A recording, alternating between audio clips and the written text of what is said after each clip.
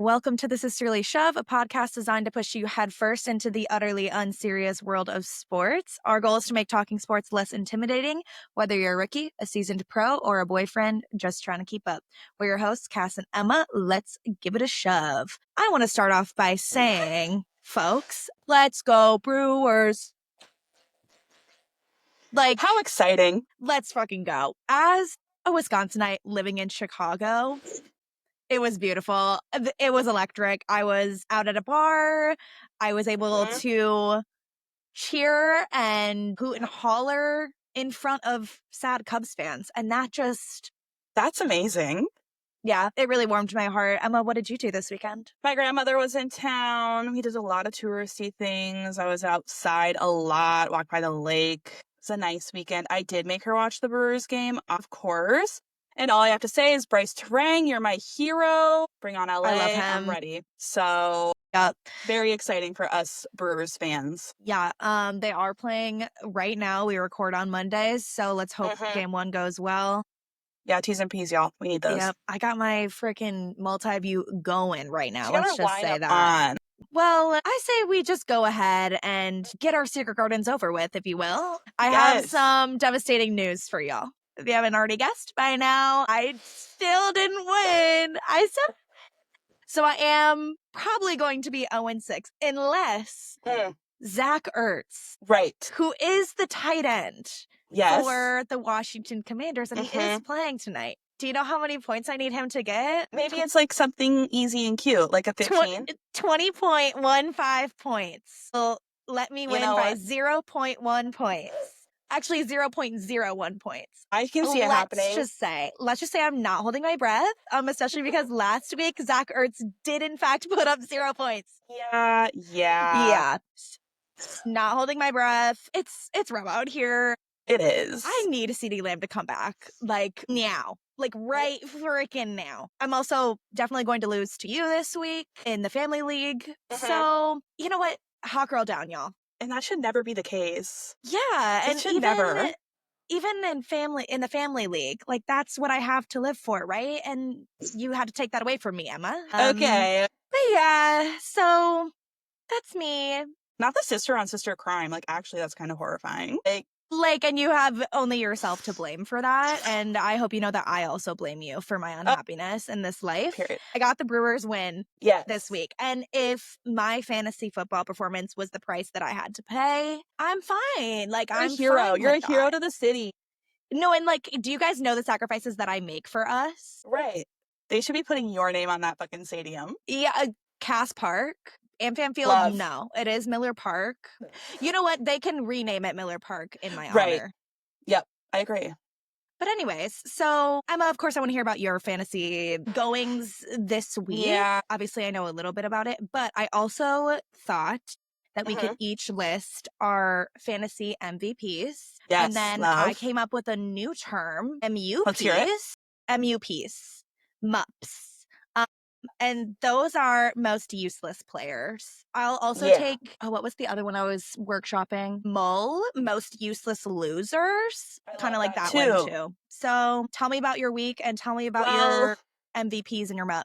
In my hashtag Need That Win League, you know, I've been dominating all season. Like, of course, a girl has to learn how to lose. And if I have to lose to Sydney, like, that's okay. I will let that slide. However, she's taunting my ass every single time. So I'm trying to be really patient and graceful and not say anything, but she's making the it shit hard. Out of me. Oh, yeah. No, because I will say this about Sydney. Love that girl down.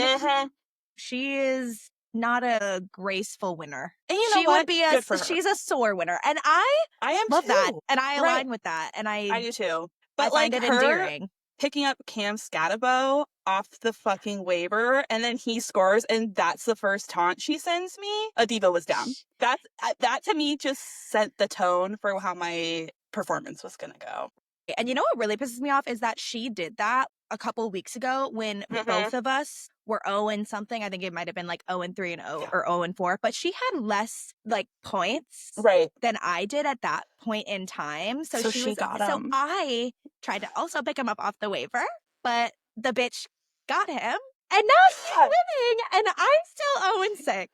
So It's rough. It's I'm rough out blaming, here. honestly, I'm blaming everyone else but myself Oh, yeah, I would. for my fantasy faults.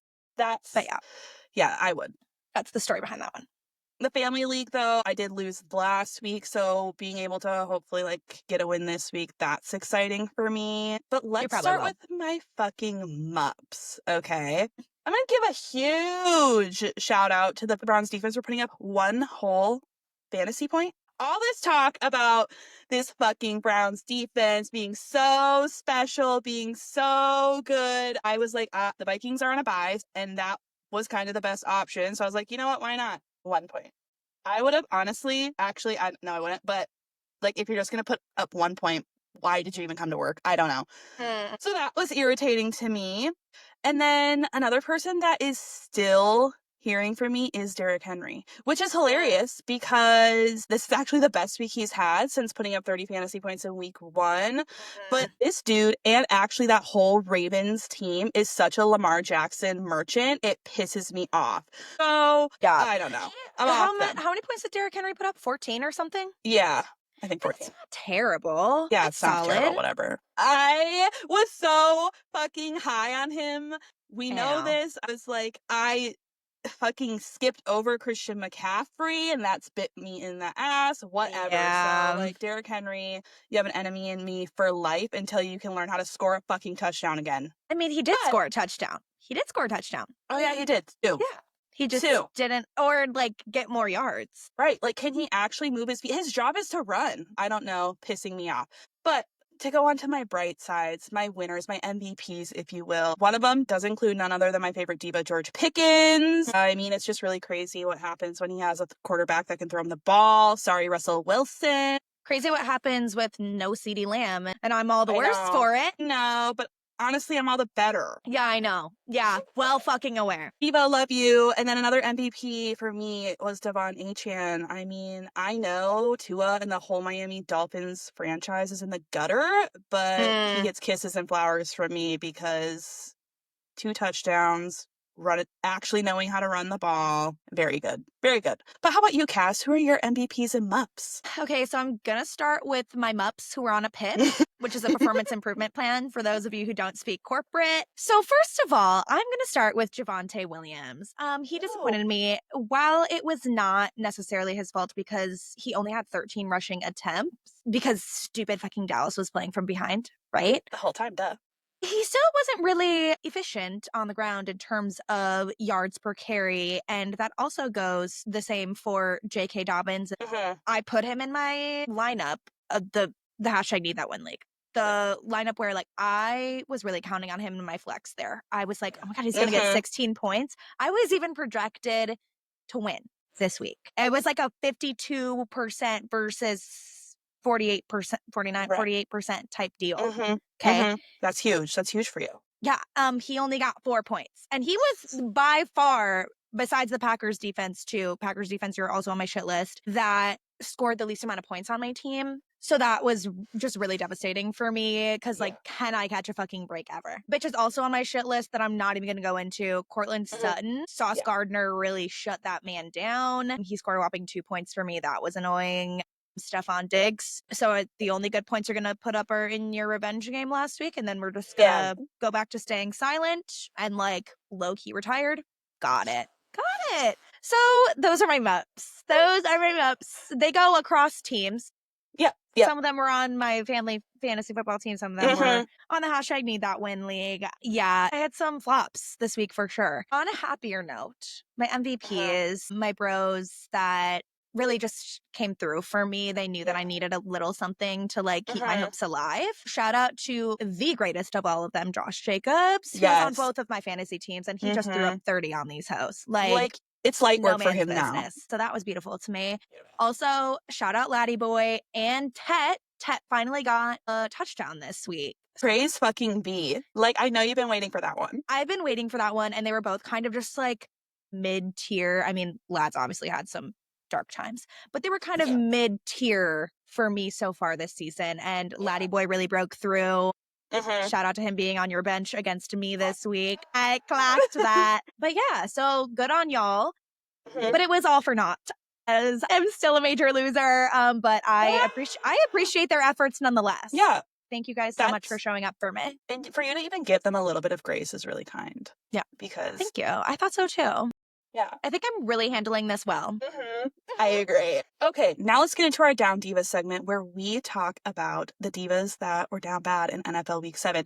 Cass, this was a devastating week for me. Like, devastating. My best and most consistent player got hurt. Pookie. Early in his game against the Ravens, Puka Nakua suffered a high ankle sprain and had to be helped off the field, okay? There's something when, like, if he can do it by himself, where I'm like, okay, he's fine. You're like, he's fine. Rub some dirt on it. Yeah, put some icy hot on that hoe, he'll be okay. No, helped off the field. So that was, like, horrifying to see. In fact, when I did see it, I immediately changed the game because I was just so sad and distraught and, like, heartbroken. And I was like, I can't do this to I'm myself actually right now. so dead at you just being like, I'm not even gonna, if I don't watch, it doesn't exist. Right. I honestly out of fucking mind. So unfortunately it wasn't really out of mind because many a folk sent me the fucking tweet where Adam Schefter is like, Puka Nakua is being helped off the field. And I was like, you don't think I don't know this? Actually leave me alone.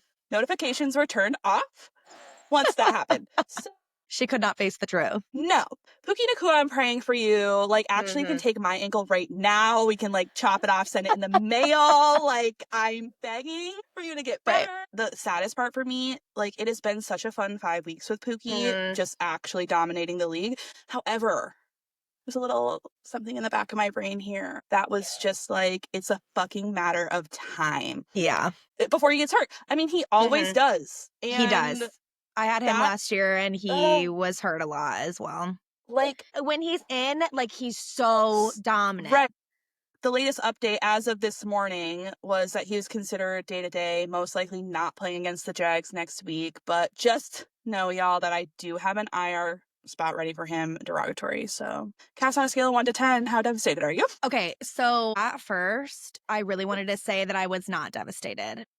Right. Like, at all. Especially because I was playing you in fantasy this week. So, like, when I saw that happen, I was like, I mean, oh, okay. But he did come back in the game for a little bit, too. I mean, now that I don't have to play you for a couple of weeks and I'm a good sister and I'm empathetic, if it's not going to be me who's winning, obviously I want it to be you. Right. So I want you to have your best player. And also, I love Pookie, so I don't want him to be hurt. So for your sake, I suppose I will give it a 6.9 on the devastation scale. Thank you. And I really appreciate that because I am like her. I am crushed. I'm sad. I know. And I'm like so sad for you. So that's where that's coming from for me personally. But like day to day is no big deal too. Like, but that's where it like kind of scares me one though. game. Is it like day to day? Are they underplaying like how hurt he actually is? And then he's gonna like try to go out and then gets like even more significantly hurt. I don't know. I just rather have them put that ankle on ice. Yeah.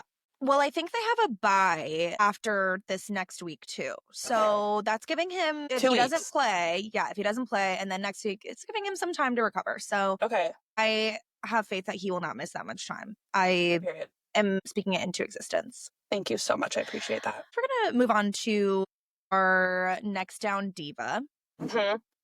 And we're going to talk about Brian Callahan. Brian Callahan, to be honest, I didn't know this. I didn't know who this fucker was until I got the notifications from Shefty saying he's been fired. So for those of you that don't know, Brian Callahan is the coach of the Tennessee Titans. During his time as head coach, he led them to, dare I say, an abysmal 4-19 record. Brian Callahan, they say he's an offensive-minded coach, right? However, his offense is ranked last in yards per game and second to last in points per game. So, like, clearly something is not working here. So, with that performance, honestly, it was only a matter of time before he's getting shipped off. So, Emma, on a scale from 1 to 10, how devastated are you as a Titans truther? As a Titans truther, actually, I don't even think my number is on the scale because for me, this is like a -1. Honestly, praise fucking B. Brian Callahan fired. Titans are up.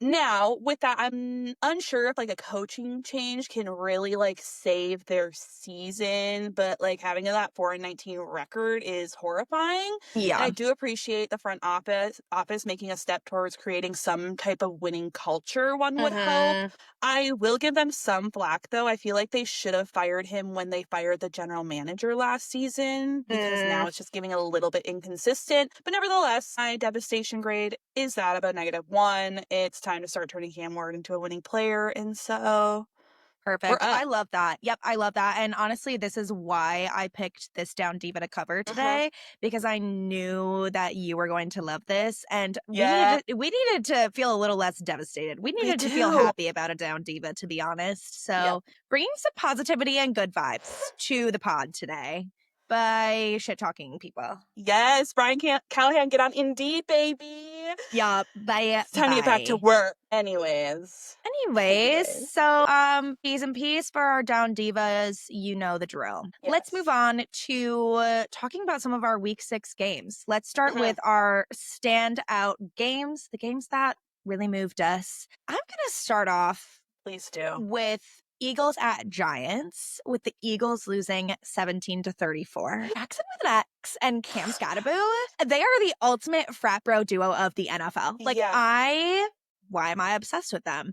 Not only did they beat the shit out of the defending champs, which, like, who thought that was gonna happen? Not I. But they're really just showing, like, a personality, an energy, a vibe. This is exactly how I see Jackson with an X and Cam Scattaboo right now, okay? Jackson with an X is a mama's boy. His mom was Love. literally on the show. A mama's boy who loves Star Wars and freaking his shit. Right. That's my impression of Jackson with an X. Freaking And his shit, like, he gets me. freaking his shit. And Scat, you know what I'm getting from him? I'm Tell me. getting that, like, macho fucking weirdo kid in school who does anything to make people pay attention to him, including like running headfirst into walls and bashing his head into the lockers. Like, Yeah. you know what I mean? Are you I getting? know. Yeah, That's the I'm vibe. getting. Yeah. That's the vibe. Like, I just know neither of them know how to read, so it's like, right. you know, Right. like, They don't know how to read. They've just memorized a lot of words. So exactly.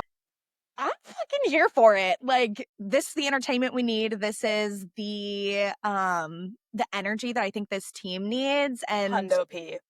it was beautiful to watch. But yeah, in all seriousness, outside of Jackson the Next and Scat, good for the Giants. Brian Dable, your job is saved, at least for now. You can thank your rookie quarterback for that. And yeah, I just don't really know what's going on with the Eagles or like what is going on with Nick Sirianni, because they only had 12 rushing attempts, right? And like the run game is why they win games. It's their game, right? So like that was just weird to me that they kind of abandoned that in the second half. And I mean, the second half meltdown of the Eagles, I'm like, what is going on? Y'all look terrible. They look so bad. I think they're relying on the tush push way too much. The 4 tush pushes in a row, I was like, please. I'm like, actually embarrassed, and I'm sick of watching them. I need the tush push to be a thing of last year. I don't want to see it anymore. Or like, you can still do it because obviously it works, but like, why? They're just doing it 4 times in a row. Like, you're really pushing your luck. Get fucking real. Yeah, I'm bored by the Eagles. Sorry to Philly fans. I know y'all are devastated, but like, honestly, it's kind of, I mean, they're just a boring team. They're boring. I'm not interested. They're not fun. And the body language all around is not good. So hopefully they can figure it out this week. But I don't know. They're not looking like the team of last year. Definitely not. But you know what? The Giants made it worth the watch. So yes, 100%. Good on them. All right. The next game that we're going to talk about is, of course, Bengals at Packers. The Packers won 27-18. I want to start off with some positive reinforcement here. The offense great job. Jordan Love, I thought he had a solid game. He did throw his first interception of the season, but that interception was not his fault. It was tipped by the receiver. So overall, good on J Love. Josh Jacobs, we already talked about him. Angel. I give you all of my flowers. Like, I love that man. He had an amazing game. And yeah, overall, I don't have a whole lot of complaints about that side of the ball. I mean, obviously, there are some things that we need to clean up. And I feel like Jordan is kind of running for his life more than he should be. So, like, tightening up our O-line and stuff. But overall, that was fine. The defense, on the other hand, the pass rush, it was barely a factor. Like, what? And obviously, I'm not hating on Micah Parsons at all. Like, just overall, the pass rush was not a factor because Joe Flacco was just throwing the ball too quickly. So, like, they're not going to sack him or anything. But then at that point, if your pass rush is moot because of the other team's game plan, then other parts of the defense need to step up. Like the secondary, Right. nothing big happened on defense. And especially Joe Flacco learned this offense in literally a couple of days. Like, it's crazy to me that, like, there were no interceptions, like there wasn't a whole lot of miscommunication on the Bengals side that, like, gave us opportunities. It was just lackluster for me on defense. And so, like, while I'm happy we won, I wouldn't say that we dominated as much as I thought that we should have and could have. And, like, my overall fears are not qualmed. Like, that was not a perfect game. If this was against a better team, like, would we have necessarily won? I don't know. Yeah. Do you have any thoughts? I think I agree with what you're saying. You look at these games much more technical than I do. One thing that I thought was a bright light for the Packers is, like, low key, is this crazy to say, but I think Matthew Golden is surely becoming the best wide receiver on that team. Yes, Matthew Golden had a very good, this was Matthew Golden's, like, breakout game. Yeah. That was So very exciting to see. that was very exciting to see. I think, it's nice to see when your, like, draft pick, like, hits. That's fun. So I'm excited to see where he kind of goes from here. So that, well, what you said, like, yeah, the defense was, like, super lackluster. The Packers offense seems to never be the problem, right? Yeah. Like, they can figure out how to get it done. They can give it to Josh Jacobs. He's always going to do something, it feels like. But it was nice to see Matthew Golden kind of flourishing and coming into his own. For sure. But yeah, they that's a gotta good point. figure it I can't out. believe I forgot to mention my baby golden boy. Obviously, I'm happy that they're back in the win column. Just things I want that energy and that vibe back from weeks 1 and 2. Yes. Because this is just overall, it's fine. Right. But this is, like, the life of being a fan, because it's so hard to actually watch the teams that you're fans of and, like, actually enjoy it because you're, like, picking up the whole time. You're stressed out the whole time and you're, like, picking apart everything they do. And I get it. Like, yeah, we got that win, but, like, these are the notes and the fucking tips we need to go over for next week to be better. I so get it. Yes. I so get it. So good job, Packers, but get some fucking work done because there's lots to do. Lots of it. Okay. Next, let's talk about the Lions at the Chiefs. This was a game of the night for me. Not only did it end in the most dramatic fashion of a fist fight, but Harrison loser butt kiss fucking freak ass motherfucker continuing to be a non-factor is so fucking beautiful to me. It's like, beautiful. Where are the butthurt truthers out there? Yeah. I'm so hello? Right. Who didn't want to listen to a girl talk about fantasy football and not pick Harrison Butker? They're real fucking quiet now. Yeah. Real quiet. That, amazing. I just feel so vindicated every time he fucking kicks a goddamn ball sideways.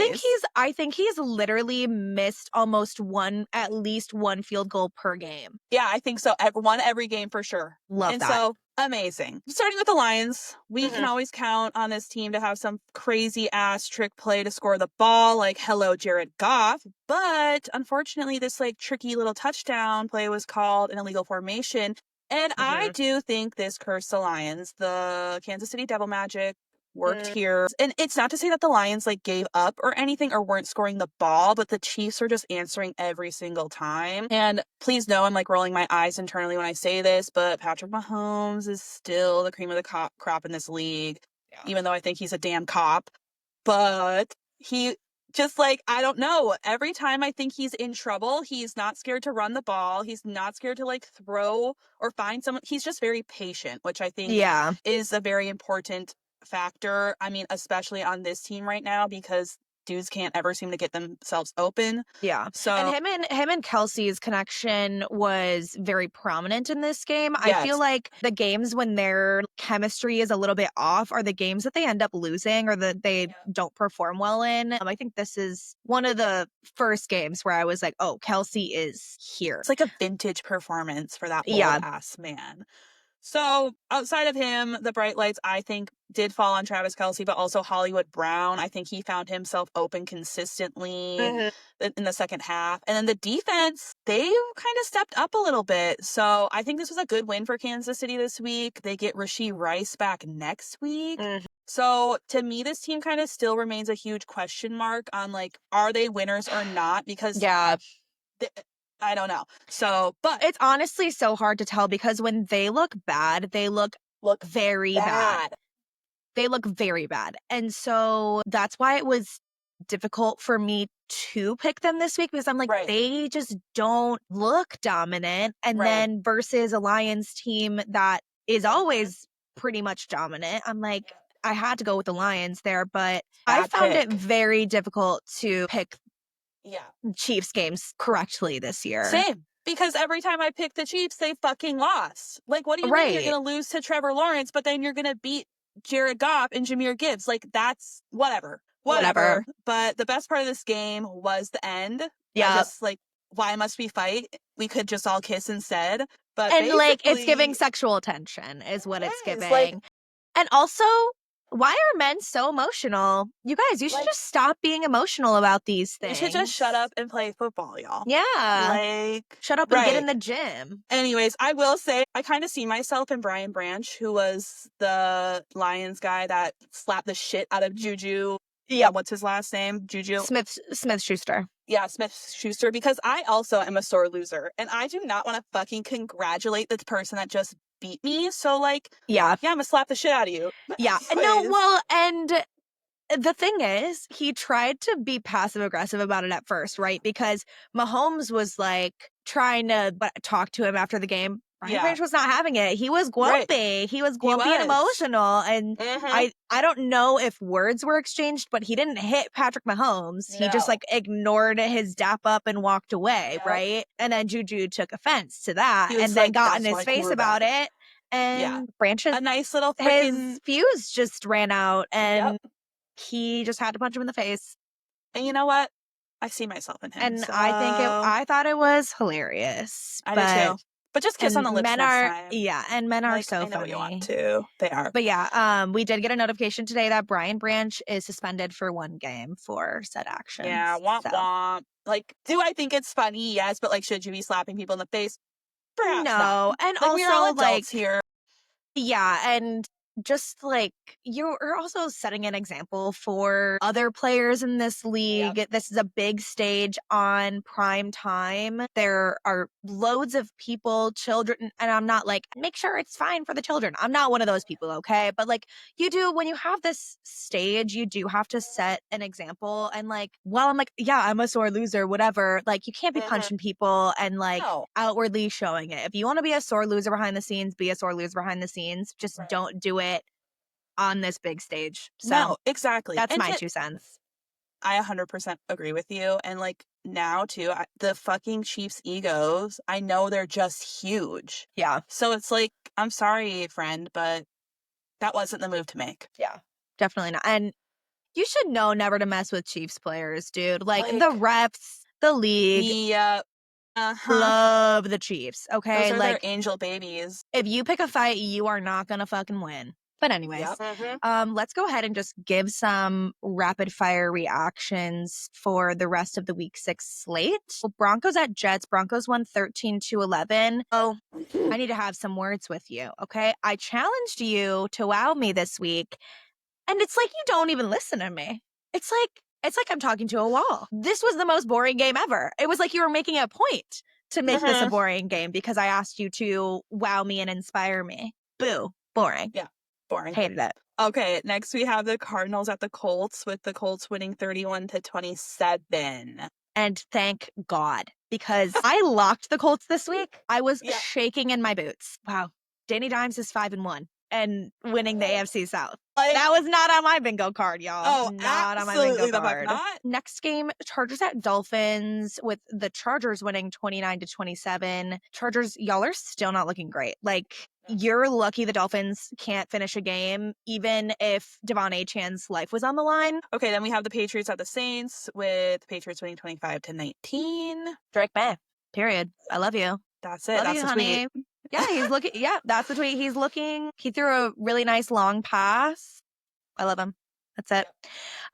Browns at Steelers, with the Steelers winning 23-9. Emma, I know you're I mad hate to about this say one. this. Why do the Steelers look kind of good? Unfortunately so. Mike Tomlin being a little sassy on the mic. Okay, diva. Talking all that shit about Joe Flacco being traded to a conference rival. I need more from that.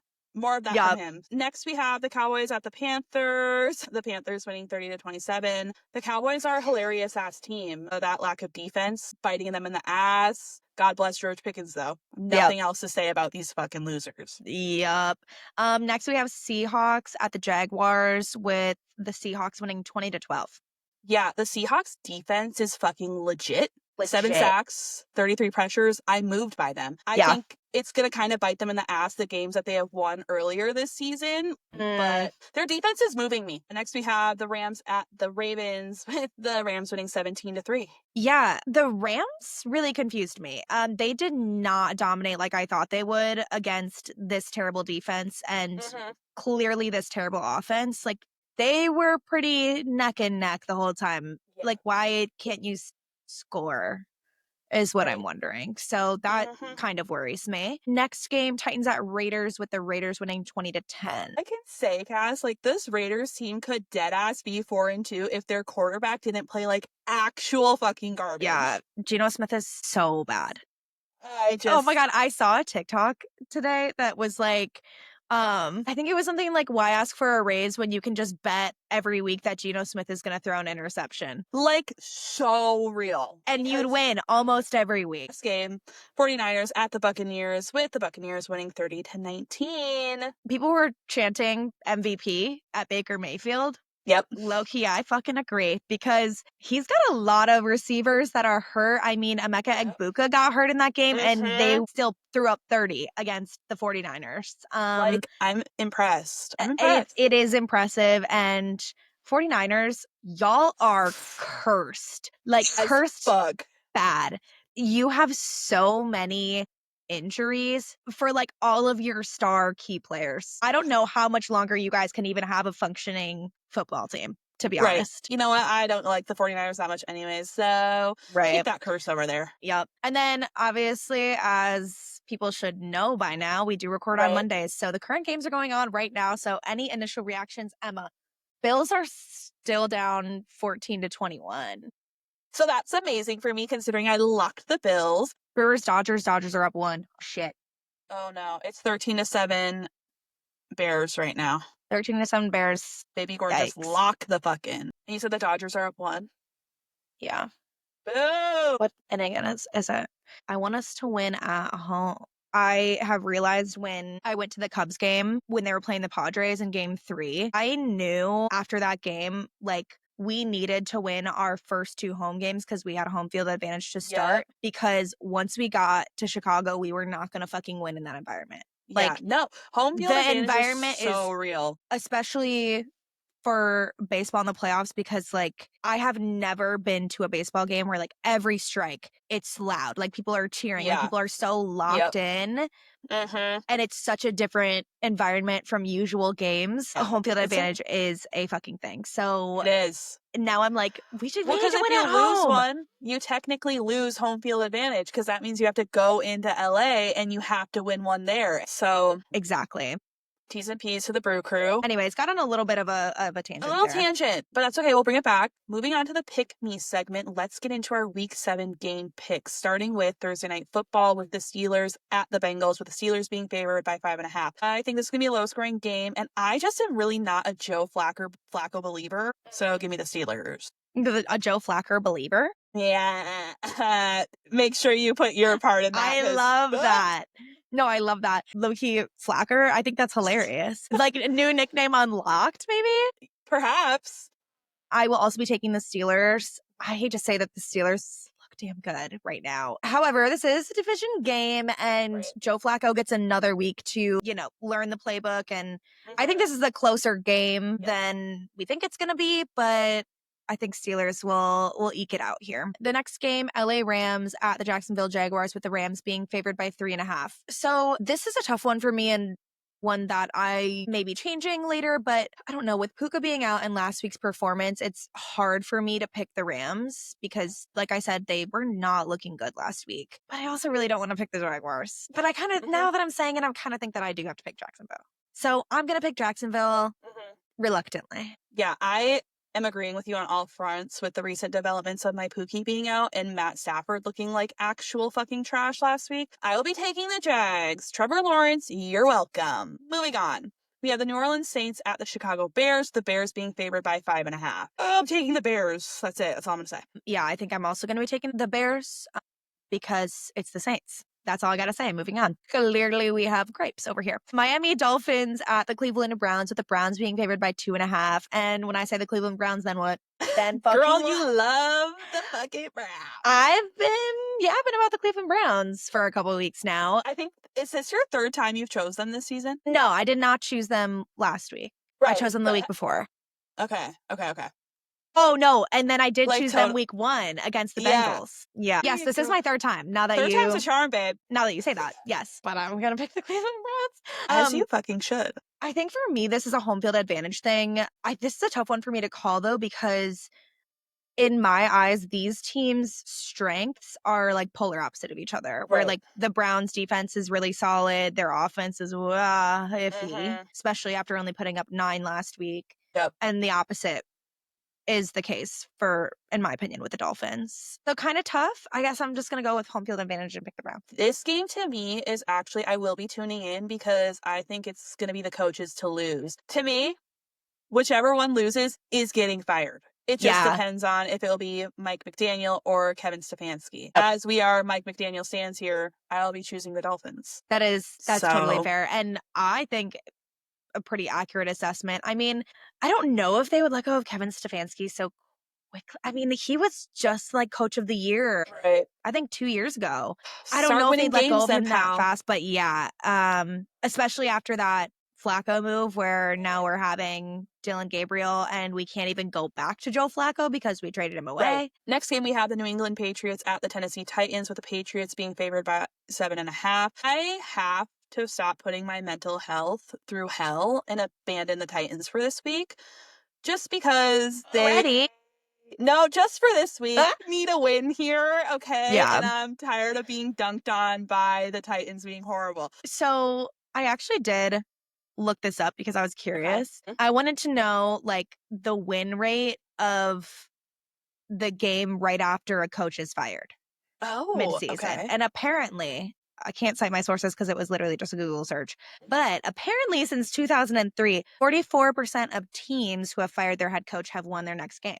Okay. Still not even at 500 though. That's honestly not terrible odds. Right. However, I believe in baby boy Drake too much to say that the Titans win this. So I will also be going New England. Next game, we have the Las Vegas Raiders at the Kansas City Chiefs, with the Chiefs being favored by 12.5. Right. So I will be taking Kansas City here. I hate to admit that they did look good. They looked damn good last week. They're 2-1 at home. That home field advantage, that was a good fucking call last week, Emma, because wow. Yeah. And Rashee Rice is back. Like all of the stars are just aligning for them, I feel like. They always have close games with the Raiders because Max Crosby and their division rivals, but like also Geno Smith.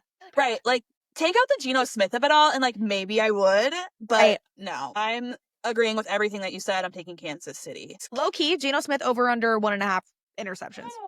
I kind of want to take the over. Next game, we have the Philadelphia Eagles at the Minnesota Vikings, with the Eagles favored by 2.5. I have to believe here that Philly wouldn't lose 3 weeks in a row. So as of right now, I will be taking Philadelphia. Derogatory. Right. However, Minnesota did just come off of a bye, but I don't even know. I feel like the bye advantage for Minnesota is kind of lackluster because of their quarterback situation. So I'm taking Philly. Don't piss me off. Yep. Jalen Hurts, AJ Yep. Brown, and your whole little crew, Yeah. because I will turn my back on you real quick. Yeah. I feel the same exact way.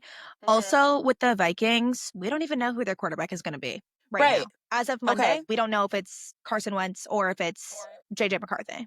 So, like, if I hope to y'all don't God it's know not JJ who's McCarthy. playing at quarterback, I Right. can't pick you. Like, I can't pick you right No. now. And I would agree with the sentiment that, like, Philly, they can't lose 3 in a row, can they? They can. I think, wasn't it a couple of years ago when they had that historic backslide? Was it the year before they won the Super Bowl when they literally lost like Like 5 in a row. 3-4 weeks in a row or something like that? And you know And what? when We they are had looked history really good earlier? believers.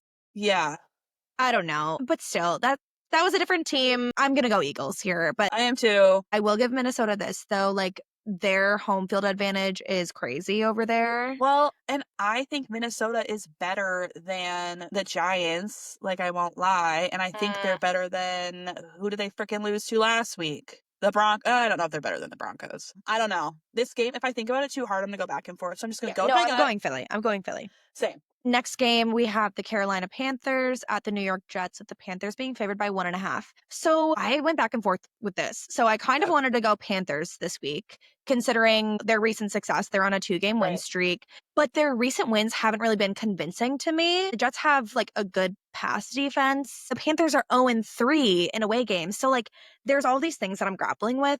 The Jets did just announce that Garrett Wilson is out, and if they're not benching Justin Fields, it's kind of tough. But I might be picking the Panthers here. It's kind of hard though. But I'm like 3 in a row for the Panthers. I know. I The don't thing that believe in them that's that much. right. And what's hard about all these Panthers games they're always coming back from a deficit. You know, like Right? that magic has to end. I feel like at some point. But Yeah. yeah, with the Garrett Wilson thing, I saw that this morning. I don't know. What I have wrote down is that for the first time this season, I will be taking the Jets. They gotta Perhaps they get a can win lock in. They eventually, have right? to. And so, like, I think this is a perfect opportunity. They're Yeah. at home. They're playing the Panthers. And so perhaps this will be the one. That was my sentiment too. Like I really, really wanted to pick the Jets, but I don't know, with the Garrett Wilson thing, I'm like, it's kind of putting me off. But so good Well, pick on you. Good pick. thank you. We'll see if it pays off. You know, men love to disappoint me though. So No, so true. the next game that we have is the New York Giants at the Denver Broncos, with the Broncos being favored by 6.5. I think I'm going to go with the upset here and pick the Giants. The Broncos have been winning, but as you had mentioned earlier, not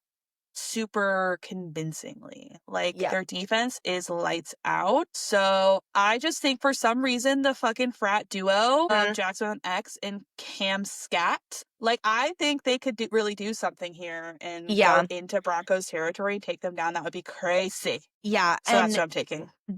this was a tough pick for me as well because I am so moved by the frat duo.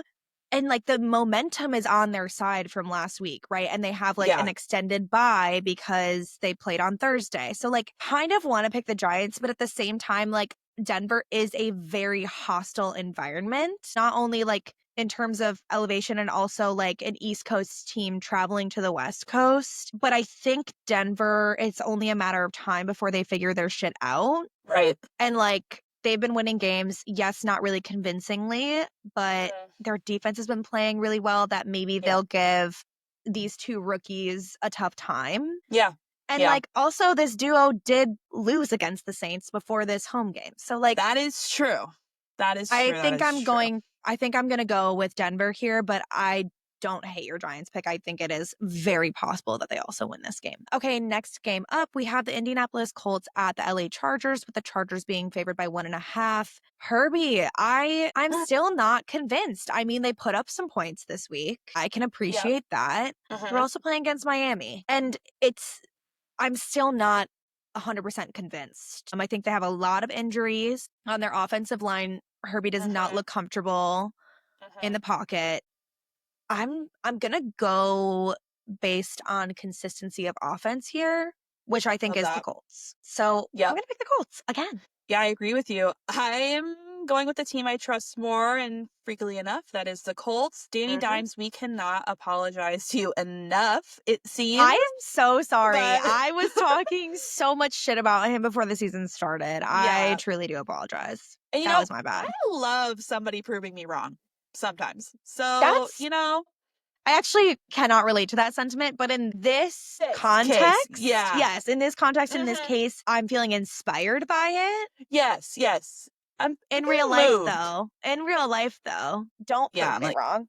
right, no, no, no. Don't do Actually that. don't. Yeah, yeah, yeah. Don't do I when don't it's know about what the hell I was saying no. there. The next game, we have the Washington Commanders at the Dallas Cowboys, with the Commanders favored by 2.5. This was another hard game for me to choose. The Mhm, Cowboys just literally lost to the Panthers. And then I mhm. haven't watched the Commanders play tonight, but they're down by 6. But I'm going to go with my truth, and that is Baby Gorgeous will fuel the Commanders to a win. So, Yeah, yeah, and I think you should live your truth. I'm feeling kind of cuckoo bananas, and for oh, some girl. reason, something is moving me to pick the Cowboys here. I don't know what it is. Period. I don't know why, but I'm Mm-hmm. like, I think the Cowboys, you got to win. This is a divisional game, which you know me, I always say divisional games are tricky. And they And the are. Cowboys are returning home after 2 weeks of being away. Mm-hmm. We haven't gotten any word on this yet, but I'm just in my heart and soul hoping that CD Lamb is back. Like, for the sake of Right. my fantasy team, Yep. please come back, baby. Come Yes. back to mama. The kids miss you. But especially if CD is back, like, I kind of want to take the Right. Cowboys. I don't know why. I think you should. Something's moving me there. So Mm-hmm. that's probably the last time you'll hear me say anything positive about the Cowboys. But moving on, the Green Bay Packers at the Arizona Cardinals, with the Green Bay Packers being favored by 6.5. I mean, I hope the Packers can keep it together. Just to voice some worries and fears here, I am Please do. picking the Packers. Okay, the travel aspect makes me a little bit nervous, just because we're traveling west, and Arizona kept it very close with Colts, even without Kyler Murray. And the Colts have a very good offense. So Yep. those are things that are worrying me, but I do think the Packers get it done. But I think it's a close game, as it always is. Yeah. I'm also taking the Packers. I think it's going to be light work. The Cardinals Okay. haven't won a game since hosting some freaky events there. So I'm going to choose Packers. Word, word. Next And game we that's all we got to have, say. yep. The next game we have is the Atlanta Falcons at the San Francisco 49ers, with the 49ers being favored by 3.5. Hmm. So as we know, the Falcons are the most annoying team in the fucking NFL, Yep. because what do you mean you can be beating the Bills right now and then get 30 pieced by the Panthers? I am confused by you, Right. but something is telling me to pick them though. And after watching this game against Buffalo or being updated, I'm going to stick with that pick. So nothing else to say Yeah. there for me.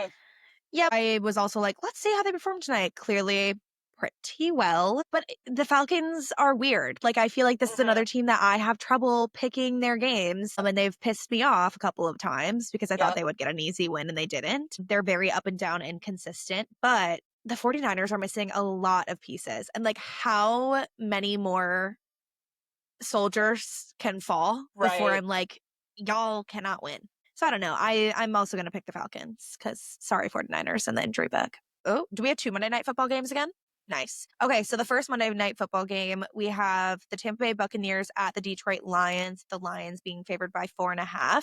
I know I'm a Baker believer. I think I'm actually going to go the Lions here. They had a tough loss at Arrowhead. Mm-hmm. And you know, when they lose, they get a little scrappy. They get a little jaded, Mm-hmm. and Yep. they're going to be at home Yep. in the comfort of their fan base. And so I think that gives them a boost of energy. And like, I think Hell it's yeah. only a matter of time before Baker gets another loss, especially with all of these pieces missing. I'm still a major believer. This is going to be a Mm-hmm. close game. Baker's not just going to give up, y'all. But I do think that the Lions eke this one out. So I will take your spot this week. Thank you for Just keeping my seat warm. of course, anytime. I got off the train 2 weeks ago and you made me eat my words. I'm here to stay this week. And if he really wants to keep hearing them MVP chants and to help his case, like, I think he's going to want this win bad. So give me the Yeah. Bucks. Yeah, We'll that's see so if it true. happens. The last game on the slate, we have the Houston Texans at the Seattle Seahawks, with the Seahawks favored by 3.5. Seattle, I think the Texans are still super inconsistent with their offense, and they Yeah. had one good week against the Ravens, then went into a bye. Not sure if they're going to be able to pick up right where they left off, and I just trust Seattle a lot more. So, Yeah, I totally agree on all fronts. Give me Seattle. I think this is going to just be a battle of the defenses. yep. Might be low scoring. I mean, Texans, sorry, the defense is what you have going for you. But Darnold has been playing really well, and I think he can get around that. And I mean, give me Darnold's play over CJ's right now. So Seattle Which for is sure. so horrifying to say. Yeah, For I CJ know. Stroud. Like, Oh my I God. was really high on CJ Stroud, and like Yeah, honestly, the development needs to be studied because it's it not just does. sophomore slump now, you're in your junior year, babe. And like, Like, come on. yeah, it's tough to watch, honestly. Anyways, so those were our week 7 game picks, y'all. Week Stay 7 game tuned. picks. Oh wait, how did we do this week, Emma? How did we do in week 6? We did pretty well. I Yeah, think we're similar. I think we are as well. Let me I think just. we have the same. Do we? I looked earlier. Yeah, I think that we have the same score right now. 10. I think we have Okay. 10 picks right so far. And then did we both choose the same for the winner? I think we both chose the Bills in Washington. Okay. Okay, Nice. so not bad. I'm still only behind 2. Last week was still my golden week for me. This week Yeah. could get a little messy because I chose some silly gooses, but sometimes they'll pay off, sometimes they won't, and you just have Yeah. to I think I had some silly goose picks in there pray too. to Mother herself. Yeah. I'm sure it'll be pretty Mhm. even. I'll get some, you'll get some. Yep. That's just how this We're just happens. so smart. We're We just both are. And so honestly, we smart. do know everything. And honestly, if one of us isn't right, the other one usually is. So that's So true. magical. So true. Okay, let's get into our last segment of the pod, the divisional drama segment. I've been waiting. I've got my Google pulled You up so got I your can look okay, up good. I can look up all these players and know what they look like and say if they're hot Perfect. or not. Smash Okay, or thank pass. God. And I Added literally commentary. added Smash or more pass. names just for that for you because I was like, she's gonna want to see some faces. And we have So and this is also important because we have our fantasy basketball draft coming up on Thursday. I have not prepared for it Mhm. at all. I need to. I have no idea Yep. what I'm doing. I'm Okay, scared. that's perfect. I First of all, I would always help a sister when she's down. I'm No, of not afraid to course. help you. So that will be like easy work. But yeah, the season literally starts next Tuesday. And I do want to make a That is so formal soon. apology like right now because for the next 6 months, not only is my mental health dictated by my basketball team, right? Yeah. So is usually like my mood and everything in my life, like team Right. performance. So I am certainly one to crash out about it as well. So with that, Mm. everyone should be so terrified of me. Girl, But I've already crashed out multiple times on the pod. right, Like you like you are do. with good company right now. Okay, Yes, this is a yes. safe space to crash out. Even though Thank God. yes, this is going on the internet. So Right, right, right, just right. So honestly, but actually, you should be thanking us for our entertainment that we are providing. Actually, genuinely. Genuinely. so this week we'll be discussing the last 2 divisions of the league: the Southwest Division in the West and the Central Mm. Division in the East. So I'm actually not going to let you pick this time Okay. because I'm going to save the best for last, which is the Milwaukee Bucks for you. Yay! So we are going to start with the Southwest Division, which has now last week we talked about, I forget whatever Western one, but that was filled with like all the LA teams. This one is like filled with Mm-hmm. the Texas teams. So we have the Houston Rockets, which their record last season was 52-30. They finished second in the West. The Okay, word. Memphis Grizzlies, they were 48-34. They finished eighth. The Dallas Mavericks were 39-43. They finished 10th. The San Antonio Spurs were 34-48, and they finished 13th. And then the New Orleans Pelicans were 21-61, and they finished 14th. So starting with the Houston Rockets, last season, this team was consistently dominant in the regular season. They have a lot of young guys with really good depth and a good coach. Last year, I would say I didn't really trust this team to do anything just because they have how young they were. Like the most experienced player on their team was Fred VanVleet, and like he's a little bit older and what have you. Of course, I was proven right because they lost to the 7th seeded Golden State Warriors in the first round. So love that for me. Yeah. This I team love when a is bitch is proven right. like literally. This team was led by Elfrin Sengun, nicknamed Baby Jokic. Yep. Alprin? What kind of? Elfrin. He is from Elf? Turkey, I believe. Oh, the Mm-hmm. P is Yeah, the actually a elf. PH.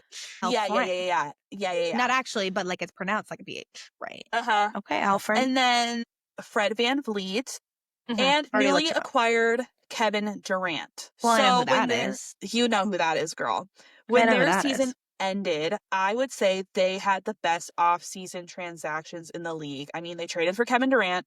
They signed Dorian Finney-Smith and Clint Capella, Clint Capella is a really good backup center to Elfrin. Dorian Finney-Smith is a big defensive wing, like a 3-and-D shooter, meaning he plays good defense and shoots the 3-ball. So when they were getting all these pieces and they kept, like, I kept getting notifications, Houston Rockets signed this player, they extended this player. I was like, they are eating good and they have the pieces they need and the defense they need to win a championship. However, one sad thing happened this offseason. Oh my God, what? Fred VanVleet, their Died. primary ball handler, close, and playmaker, What? he tore his ACL. So basically he died. So he's dead for a year. So, Okay. and being like the playmaker, meaning he like dribbles, he's the one that dribbles the ball up the court and like reads He's the in the court, middle. makes the plays. He's in the right? middle. Exactly. Wait, what is that person called again? A shooting guard, No. point guard. Shooting guard. The person who usually dribbles the ball down and Point like guard. starts it off. Do you know what I'm saying? The point guard. Yep, the point guard. The point guard. That's a point guard? Yep. Okay. Yes. I'm learning things. So he's going to be missing the entire season. Now, this like wouldn't be so horrible if they had depth in that spot. However, to me, this is super concerning because Houston does not have another guy with his skill set nor experience to like do the same things he's done. I mean, Kevin Durant is on their team and he is a champion, but he isn't a point guard or a shooting guard. Right. He's a small forward. So he's the one that's in the paint. He's like in the paint, setting screens and getting open in like little pockets. Like very good mid-range shooter. 2 points. Doesn't shoot the 3 that much. Yep. So, and what's also hard is that the Houston Rockets, with all the people that they signed and extended this season, they're basically at their salary cap, making them unable to sign a veteran free agent right now. Interesting. So, yeah. While I do think this team will be a dominant team and win a lot of games this upcoming season, unless they can somehow make a trade, but I just don't think they're willing to part with any of the people on their team right now, their championship hopes are shrinking for me.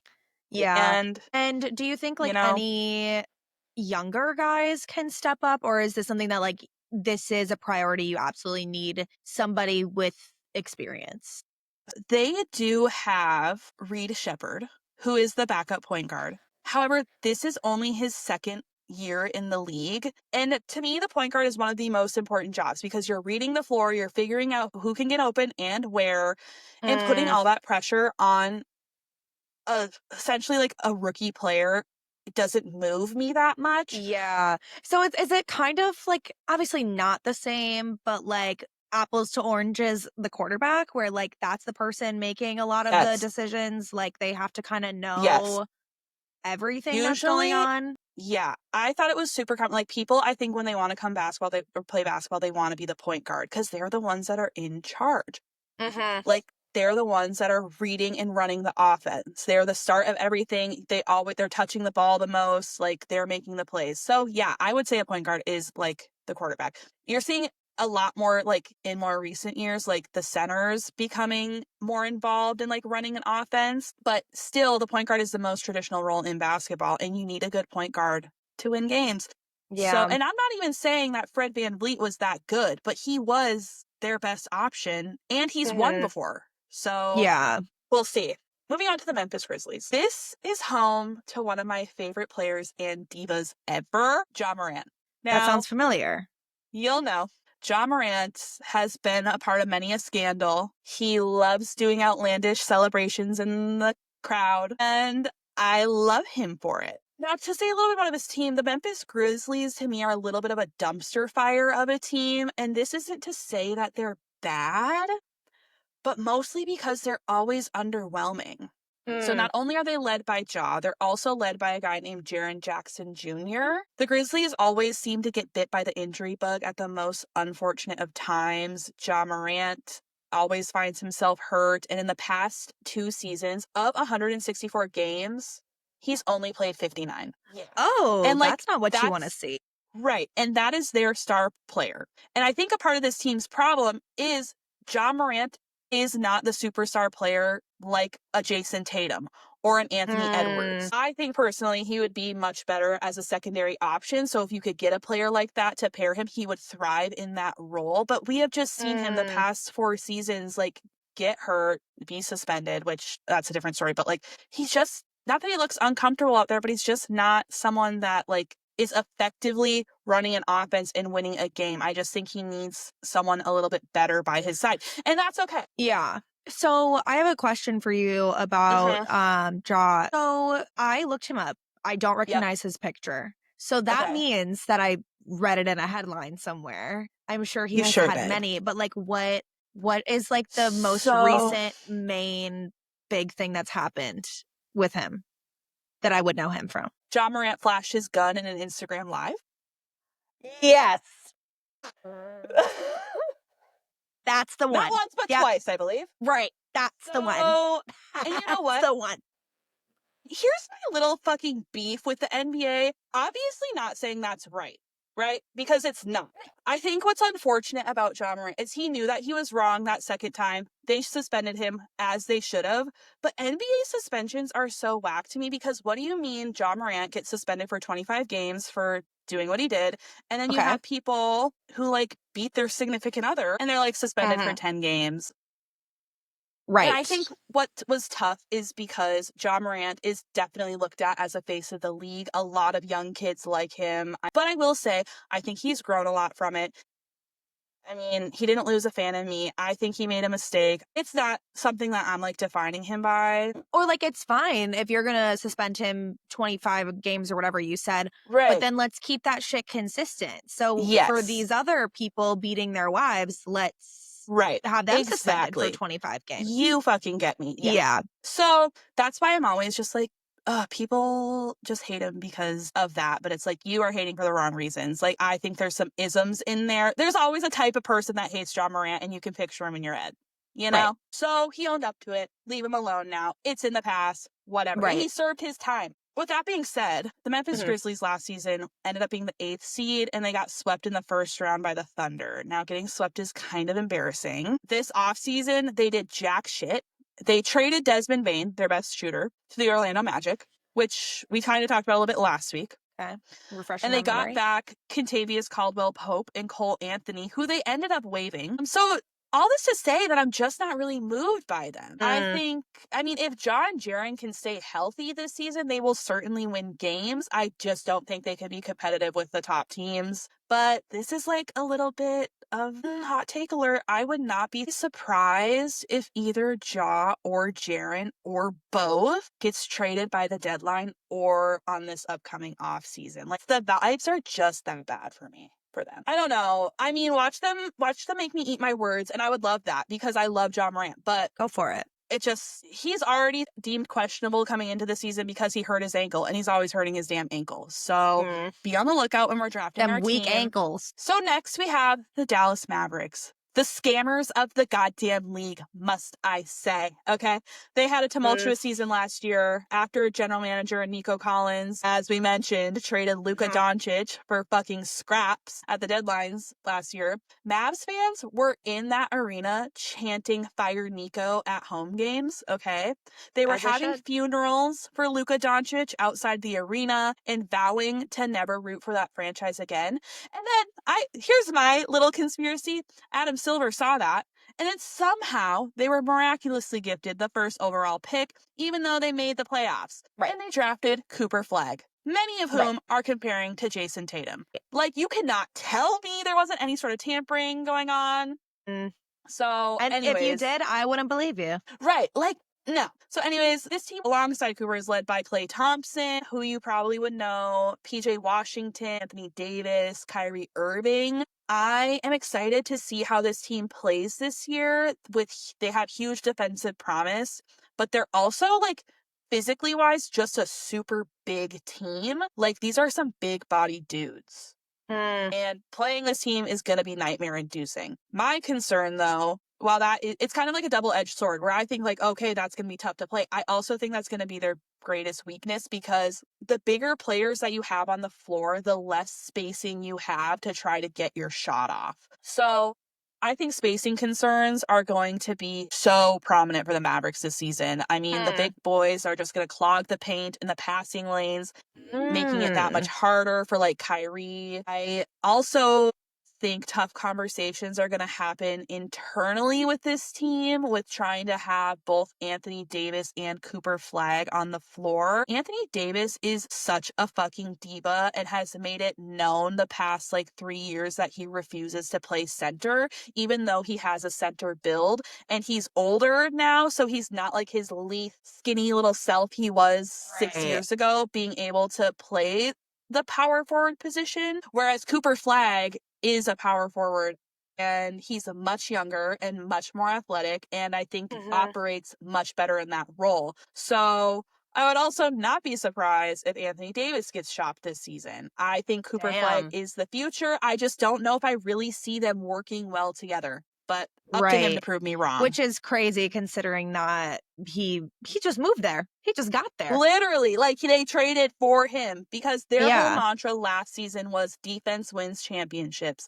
And I agree with that to some extent. Sure. I still think you need a better offense than a defense to win games. Right. But whatever. The next team we have is the San Antonio Spurs. This, to me, is a dark horse in the West. Okay. The San Antonio Tell me more. Spurs is a team that has been plagued with being ass since the Tim Duncan era, which they last won in 2014. However, the past 2 years, the Spurs have absolutely hit on draft picks. In 2023, they landed the first overall pick and drafted Victor Wembanyama, who was dubbed the greatest. Familiar. Yep. He was dubbed the greatest draft prospect since LeBron James. Oh, yeah. Whoa. And last year, then, they drafted Stephon Castle 4th overall, and he has just looked spectacular since being in the league. I think he's just going to continue getting better. His game next to Wemby's is, like, actually a sight to see. Last year, they weren't a great team, but there was flashes of greatness. I mean, you're still kind of figuring out how these young guys are going to mesh and play in the league and play seriously.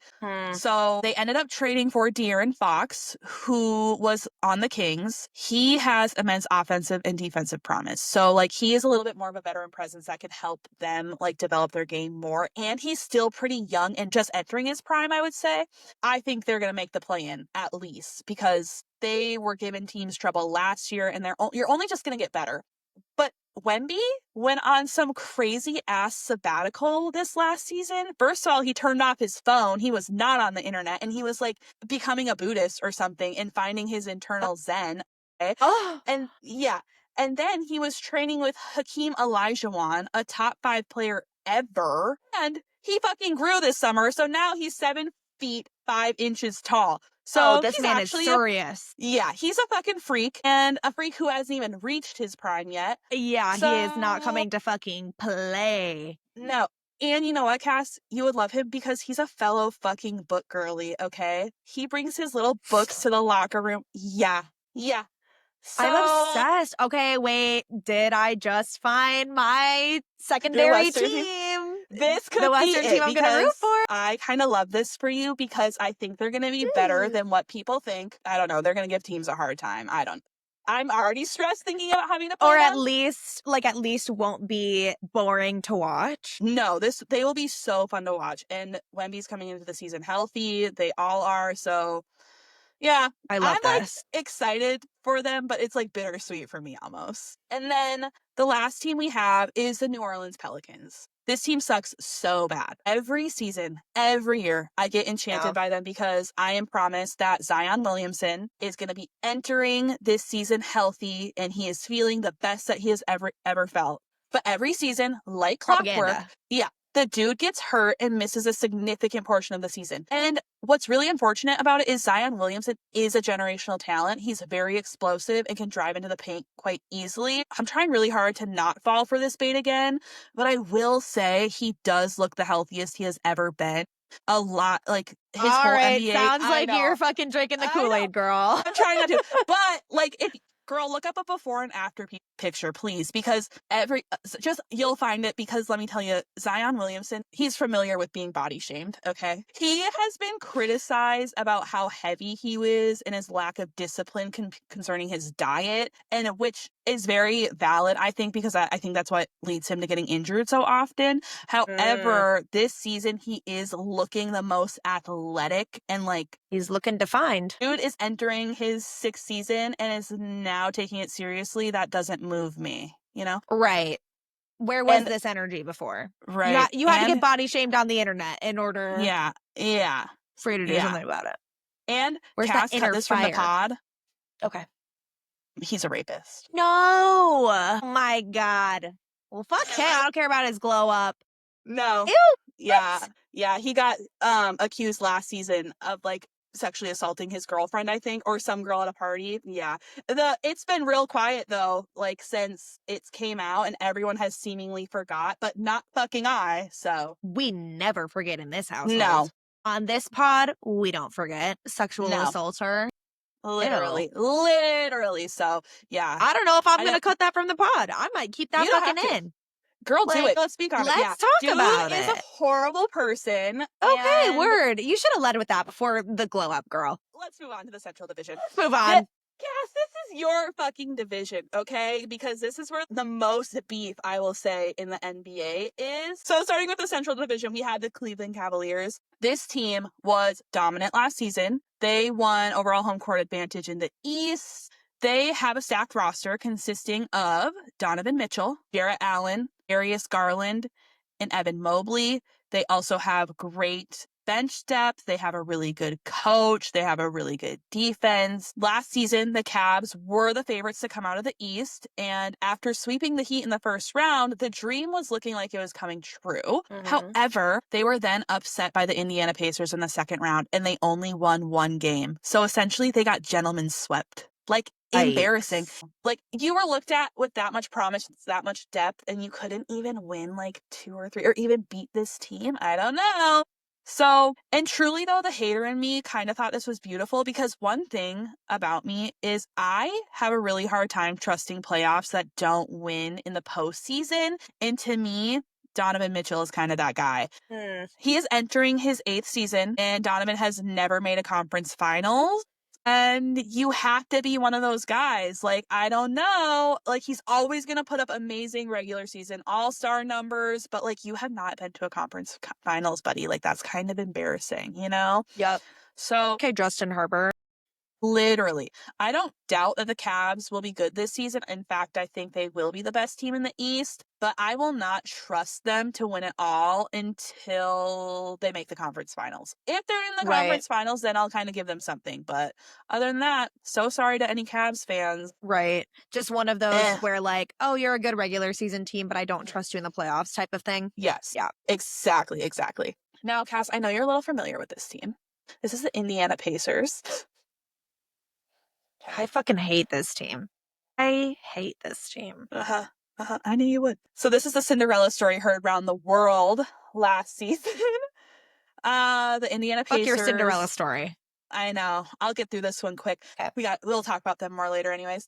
They were looked at as the underdogs in the postseason, yet somehow they beat up on everybody's favorite team and made it to the finals. They did eventually lose to the champions, but they looked like they could actually have done something until Tyrese Haliban snapped his Achilles in like, I think the first quarter of that game, which truly tragic. Their season kind of ended in devastating fashion because, I mean, how fun were they? And then it just ends like that. But looking ahead to this season with Tyrese being out, I don't think the Pacers will be that bad, especially in an Eastern Conference that's so beat up. In fact, I did predict that I think that they'll clinch the 7th seed.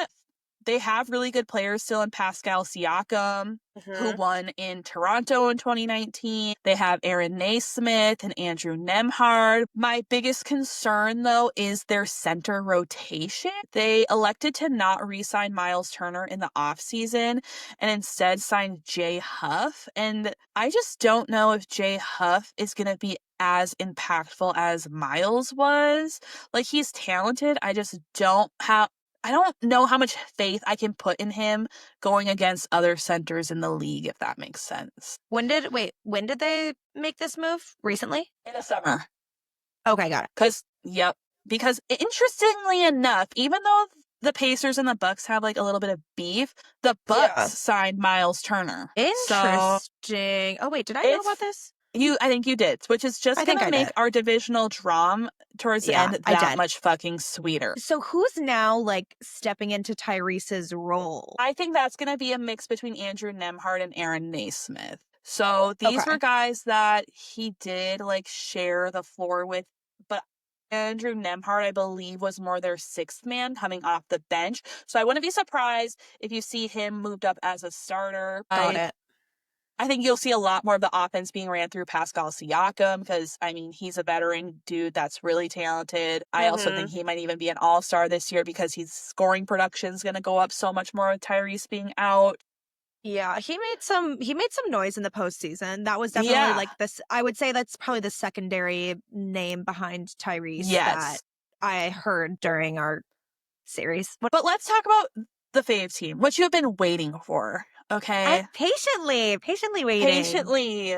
I don't think I'm Hmm. gonna like what you have to tell me, but The dramatic team that is the yeah, Milwaukee Bucks. So yeah, this team is confusing and unfortunately is kind of hit with that small market curse yeah. where they just don't have as much money as other teams to bring in like big players to try to pair next to their superstar in Giannis, right? Last season we knew how it ended. They lost to the Pacers in the first round of the playoffs They in always just fucking losing in the first round of the playoffs. truly, yeah, that was sad. That was sad. And all last season and this past summer, there has been speculation on whether Giannis still wants to play for this team or if he's going to ask Hmm. for a trade. The most recent thing was that his wife and his children are staying in Greece this season. So that people are like, oh, is he going to move and go play overseas? That will not happen just because he's getting paid so much fucking money here. Like, Right.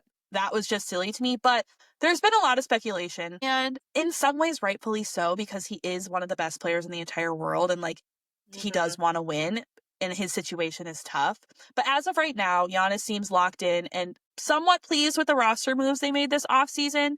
They signed Miles Turner, they re signed Kevin Porter Jr., and they Hmm. added some solid bench pieces in Gary Harris and Cole Anthony. Now, being so completely honest, I'm just not sure if this roster will actually amount to anything. I think Miles Turner is a significant upgrade from Brooke Lopez. Hmm. And so that's good. Kevin Porter Jr., he's dicey to me. Like he shows flashes of being good. And then they also have Kyle Kuzma, which that bro has Yep. just been non existent. Yeah. So I'm unsure. The Nothing in Bucks the still playoffs last year. no, the Bucks still desperately need a point guard that can effectively play off Giannis. And what makes things worse for Milwaukee is they don't have significant draft capital, nor like the pieces on their team are good enough to try to bring in someone like that for Giannis. Like, I'm so sorry with you, babe. Like, no one's gonna be trying to trade for Kyle Kuzma or Kevin Porter Jr. Like, people will trade for them, but you're just not gonna get like that those better pieces back. So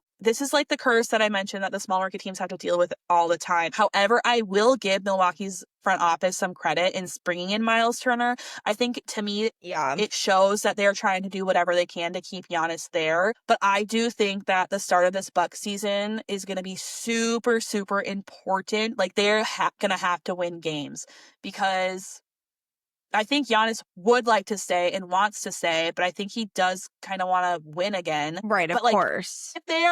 if they aren't winning and if they want to try to build for their future, Giannis is their only piece of like their only player Leverage. that's at their only player that's like has any sort of value, which Yeah. is tough because Yeah. like that's their best player, but if they want to have I don't know. So I think Yeah. like it might be a blessing in disguise in the long run if Giannis ends up asking out because he's still so good that you can like be like, okay, yeah, I'm gonna demand like 7 first round picks for this guy. Yeah. But it's so sad because I know he loves Milwaukee. He loves playing for Milwaukee and I know he would want to win there. It's just they need to work really hard in like figuring out like who they can kind of package together to like maybe even bring in like a mid player and try to flip that.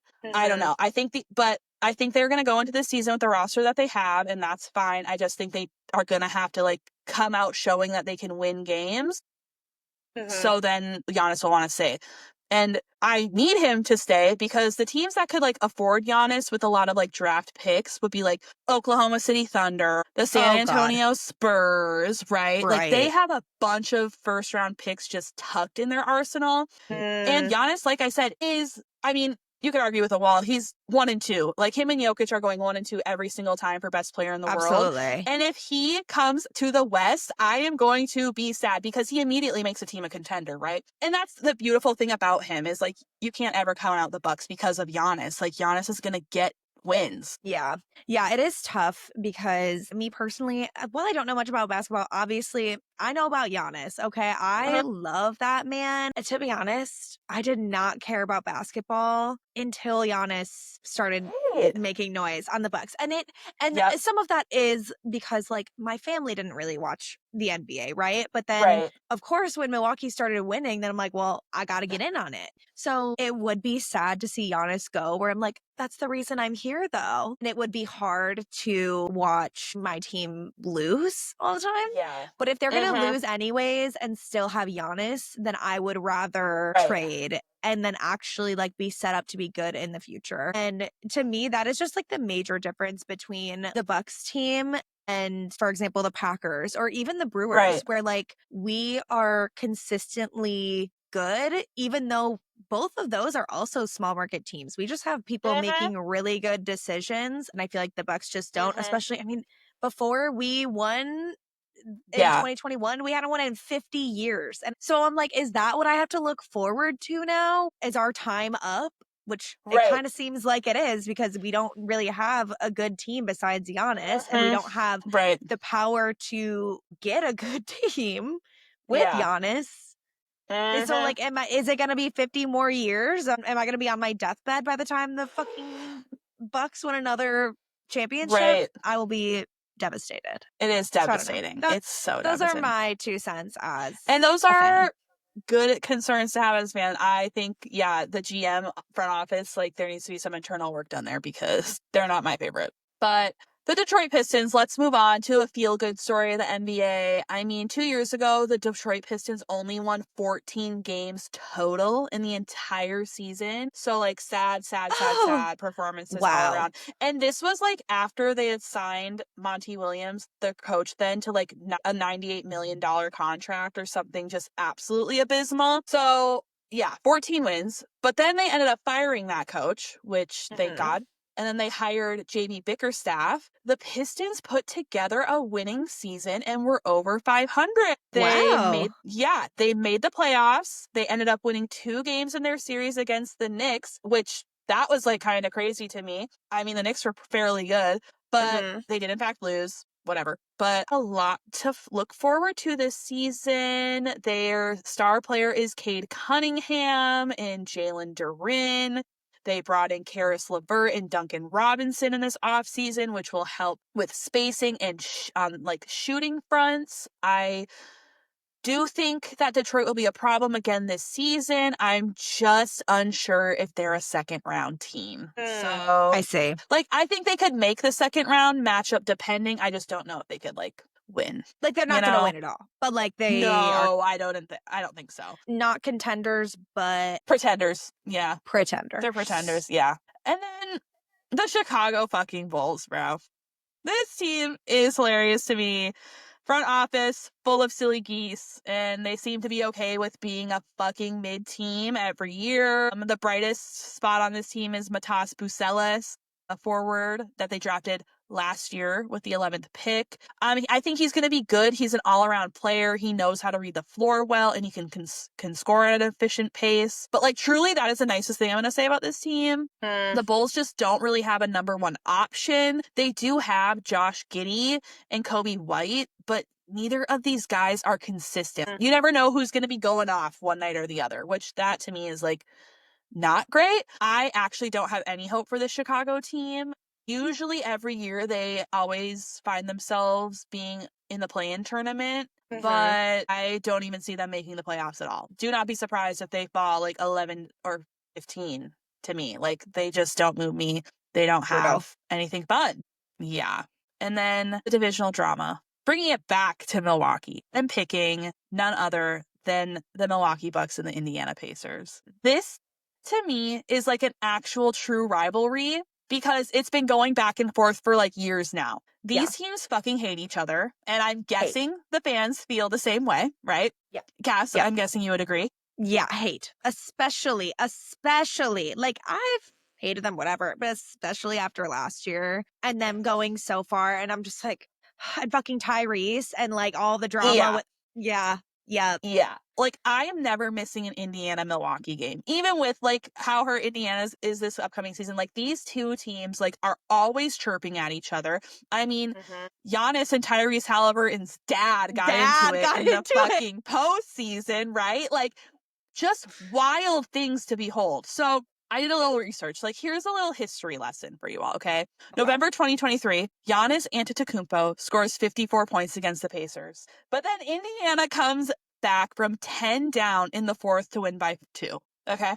And then you have the in-season tournament drama. Now, for those who don't know, I think the in-season tournament has been happening for the past 2 years, and it's essentially this, like, that's just a new thing in the NBA. So it's kind of like another, like, it's not as fun as a championship, obviously, but I Well, think they're yeah. trying to make it like another little incentive, right? So December 2023, in the in-season tournament, the Pacers beat the Bucks in the semifinals, okay? Tyrese Haliburton hit this, right? And that's the fucking Dame time, okay? After hitting a 3 in the final minutes to essentially seal the game, and Why do he I feel yells, like he always fucking does that too? Why is right? he always hitting the game-winning bucket? Like, No, fuck it's you. yeah. Okay. And he yelled, I know what time it is, right? Okay. Now we have the game ball incident. Okay. Alright, A calm week down. later, Giannis gets his revenge and basically drops 64 points on the Pacers' head. After the end of the game, Giannis essentially wanted the official game ball to be like, yeah, this is a little fucking trophy for me. I literally just beat my career high. However, the Pacers took the ball to give it to their rookie, Oscar Twishbay, who scored his first official NBA point. So they're like, we're going to give it to you, rookie. Like, you scored your right. Giannis sprinted back into the hallway towards the Pacer locker room. Essentially, there was a tense gathering between players, both teams, coaches, security, and all that stuff. Words were exchanged. Security! Giannis was clearly agitated. Now, this is the silliest part. It was later determined that the Bucks had already had the game ball and the Pacers had the reserve. But like these teams are itching to fight, right? To Okay. fight, yeah. Yeah. Now, January 1st last year, Pacers come back from 15 to win a game for the third time against the Bucks, ending the Bucks' 15 home win streak. Then the Pacers win again, and the season series is 4-1. And they played the Bucks 5 times because of the in-season tournament, so essentially they got an extra little game in there. Now, Indiana fans, they love chirping as well, and they were taunting Giannis in some games, essentially counting how long it took him to shoot the ball for free throws. You are allowed like 12 seconds to shoot the ball, and Giannis will Oh, he use takes his his full time. 12 second as he Yep. fucking should. Basically, that happened, and then Damian Lillard and Benedict Mathurin were chirping between all third and fourth quarters. The Milwaukee bench gets assessed a fucking technical. It's just dramatic. And then we move Drama. into the playoffs, right? The Pacers win 4-2. Yeah. Now we have Devastating. essentially there's a lot of complaining on injuries on both sides. Like, whatever, teams are always injured in the playoffs. You figure it out. In game 3, Chris Middleton hit an insane shot to send the game to the overtime. And then Hallie hits a game winner and gets fouled. Tyrese the Terror. Pacers wrap up the season at home. Pat Beverly throws a ball to the fans in the stands. He's suspended for a game. He leaves the league. Now in the 2024 season, the Bucks win the series 3-1 in the in-season. But then that brings us back to the fucking playoffs, where unfortunately the Indiana Pacers beat the Milwaukee Bucks 4-1. Essentially, just basically these teams cannot stand each other. Okay. Yeah. So 2024-5 season, there was a game 2 where the Bucks were up 3 with 3.9 seconds left, and then Haliburton hits the most impossible falling into the sands 3. A lot of these games, unfortunately, were like fairly close. Like game 5 when it was win or go home, and then they went into overtime, and then the Pacers won by 1 point. Yeah. and that's when Yeah. the Giannis dad beef happened. So, like, Yep. this is all to say that these two teams fucking hate each other, okay? And I think this is the best rivalry in the NBA right now. I'm ready to watch it all happen again next season. So it'll be good. But that's I'm the divisional excited. drama I Well, have. I'm excited, especially now that there's so many changes on both teams. Well, not so Yes. many, but like no Tyrese. And you know what? Right. Not to prey on a diva's downfall, But I but fucking will. he already fell, so I can be happy about that if I want to. Sorry. Yep. Yep. Period. Don't have to deal with the two. Don't have to deal with the fucking ego. His nickname is literally the Haliban. Right. Right. Y'all fucking would. God, the internet is a crazy place. Crazy fucking place. You know what? I think I have officially chosen the Spurs as my Western Yes. team. We You love that for convinced you. me. I moved, Period. and now I have even less hope for the Bucks. Thank you so much for that. And I will definitely have to do some research on Yes. fantasy basketball I'm and going to how I'm send you going to some good, navigate that. yeah, Yeah, send me some some good clips. sources. I'm going to send you some sources, and I am going to send you a list of players that you should absolutely not draft, okay? Like, Okay. dead ass. No matter Like where you're dead ass, going. I will listen to you. Okay, Okay, I will good. listen to you. Okay. Okay, amazing. So excited. So excited for Amazing. this. So that is it for the episode this week. Next week, we'll be doing all the things. We're going to be recapping our favorite games from week 7. We'll give our weekly Secret Garden update. You'll see if I'm now going to be 0-7, right? We will also make the winners of the week 8 NFL slate and give any updates on our down divas. Lastly, we're going to be sharing who we drafted for our NBA fantasy league now that Divisional Dram is over. Emma, thank you so much for that NBA Yes, of course. exclusive and all of Oh my those amazing hot gosh. takes. I'm sorry that I can't contribute as much to the conversation, but Oh, hopefully with me mm-hmm. watching some more games because of my fantasy team, Yep. I'm gonna be in the know. I'm Mm-hmm. gonna be learning You will. things. I'm gonna be You asking will. questions. I'm gonna be staying curious. So Yes. all of that to come for the rest of the NFL season and the NBA season. As always, new episodes drop every Wednesday on Spotify, Apple Podcasts, and YouTube at the Sisterly Shove. Please make sure to subscribe and like. And then also don't forget to follow us on Instagram and TikTok at the Sisterly Shove. Talk to y'all next week.